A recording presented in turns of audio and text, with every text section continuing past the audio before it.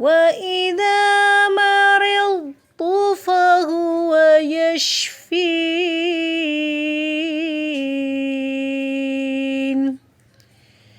السلام علیکم ورحمۃ اللہ وبرکاتہ. چوٹ لگنے پہ بسم اللہ کہنا، اللہ کا نام پڑھنا. آپ نے ایک مرتبہ حضرت طلحہ سے کہا کہ احد کے دن جب انہیں تیر لگا تو کہتے ہیں ایسے کر کے یعنی سی ان کی نکلی، تو آپ نے فرمایا اگر تم بسم اللہ کہتے تو فرشتے تمہیں اٹھا لیتے اور لوگ تمہیں دیکھ رہے ہوتے. اور خلاصہ یہی ہے کہ اچھی گفتگو جو ہے یہ انسان کے لیے بخشش کو واجب کرنے والی ہے، جنت کو واجب کرنے والی ہے، انسان کے آس پاس کے ماحول کو خوشگوار کرنے والی ہے، اور زبان کی بے احتیاطی جو ہے آگ میں لے جانے کا باعث ہے. ایک غلط بات دنیا اور آخرت کی تباہی کا باعث بن جاتی ہے. یعنی بعض اوقات ہم سوچتے نہیں کہ ہم کیا کہہ رہے ہیں، اور عموماً ہم سے غلطیاں اس وقت ہوتی ہیں کہ جب ہم جذباتی کیفیت میں ہوتے ہیں، غصے کی حالت میں، غم کی حالت میں، پریشانی میں. مشرک کی عادت کرنا. انس رضی اللہ عنہ کہتے ہیں کہ ایک لڑکا جو یہودی تھا وہ نبی صلی اللہ علیہ وسلم کی خدمت کرتا تھا، آپ کا غلام تھا، سرونٹ تھا. فمرض، تو وہ بیمار ہو گیا. فأتاه النبی صلی اللہ علیہ وسلم، تو نبی صلی اللہ علیہ وسلم اس کے پاس تشریف لائے. یعودہ، اس کی عادت کر رہے تھے. فقال اسلم، آپ نے اس سے کہا اسلام قبول کر لو. فاسلم، تو اس نے اسلام قبول کر لیا.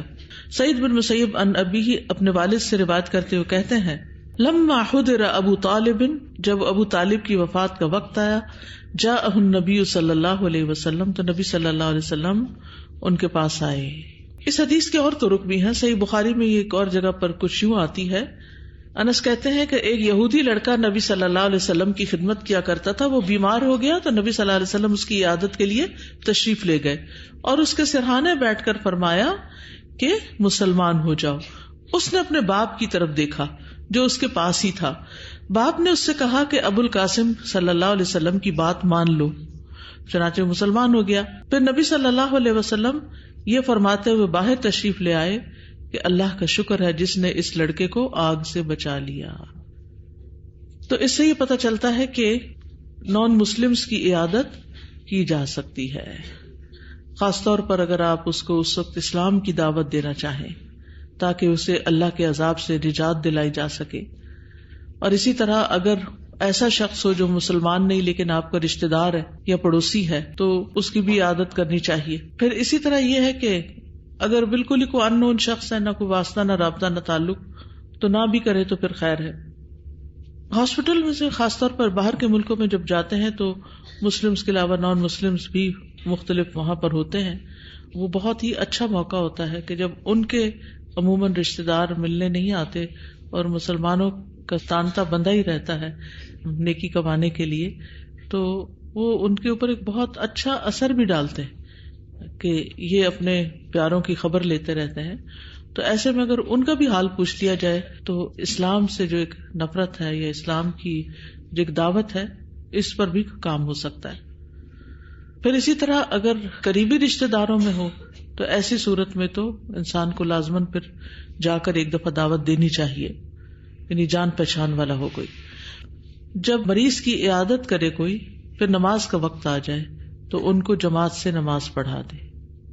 یعنی عیادت کے دوران نماز کا وقت آ جائے تو وہی جماعت سے نماز پڑھا دینی چاہیے. یعنی ایسا کرنا جائز ہے. یعنی ایسے حالات میں مسجد جانا ضروری نہیں، مقصد یہ کہنے کا ہے تاکہ بیمار بھی اس میں شریک ہو جائے یا جو اور بہت سارے لوگ وہاں اکٹھے ہیں وہ بھی شریک ہو جائیں. نبی صلی اللہ علیہ وسلم کے پاس کچھ لوگ آئے جو آپ کی عادت کر رہے تھے آپ کی بیماری کے دوران، تو آپ نے ان کو بیٹھ کر نماز پڑھائی. تو وہ کھڑے ہو کر نماز پڑھ رہے تھے پیچھے والے، تو آپ نے ان کو اشارے سے کہا کہ بیٹھ کے پڑھو. پھر جب آپ نماز سے فارغ ہوئے فرمایا کہ امام کی اقتداء کی جاتی ہے، اس کو امام جو بنایا جاتا ہے اس کے پیچھے چلنا چاہیے.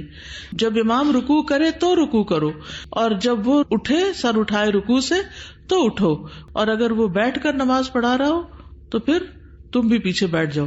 ابو عبداللہ یعنی امام بخاری کہتے ہیں کہ حمیدی ان کے استاد ہیں, انہوں نے کہا کہ یہ حدیث منسوخ ہے, کہ آخری چیز جو نبی صلی اللہ علیہ وسلم نے کی وہ یہ تھی کہ آپ نے بیٹھ کے نماز پڑھائی اور آپ کے پیچھے لوگ کھڑے ہو کے نماز پڑھ رہے تھے, تو آخری امر قابل قبول ہوگا. ٹھیک, اصل میں وہ مرض الوفات کی بات ہے, یہ کسی اور بیماری کی بات ہے. تو اس میں کہا یہ جاتا ہے کہ رسول اللہ صلی اللہ علیہ وسلم ایک مرتبہ گھوڑے سے گر پڑے تو آپ کے پاؤں پہ چوٹ آ گئی, جس سے آپ کا چلنا پھرنا دشوار ہو گیا, تو آپ نے بالا خانے پر قیام فرمایا. اس دوران کچھ صحابہ آپ کی مزاج پرسی کے لیے گئے, وہاں نماز کا وقت ہو گیا تو آپ نے اس بیماری کی حالت میں انہیں نماز پڑھائی. ٹھیک ہے, اور چونکہ آپ بیٹھ کر نماز کی امامت کر رہے تھے تو پیچھے والوں سے بھی کہا کہ بیٹھ کے کریں, لیکن جو آپ کا مرض الوفات کا طرز عمل ہے, آخری عمل, وہ کیا تھا کہ آپ بیٹھے ہوئے تھے اور پیچھے لوگ کھڑے تھے. اب اس میں کہا یہ جاتا ہے کہ آپ نے وہیں پر نماز پڑھا دی, تو اس سے یہ مسئلہ بھی اخذ کیا جاتا ہے کہ اگر امام بیمار ہو جائے تو وہ گھر پہ نماز پڑھا سکتا ہے. مقتدی جو ہیں اگر عیادت کرنے کے لیے گئے ہیں تو وہ وہیں نہ نماز پڑھیں, وہ مسجد میں نماز پڑھیں.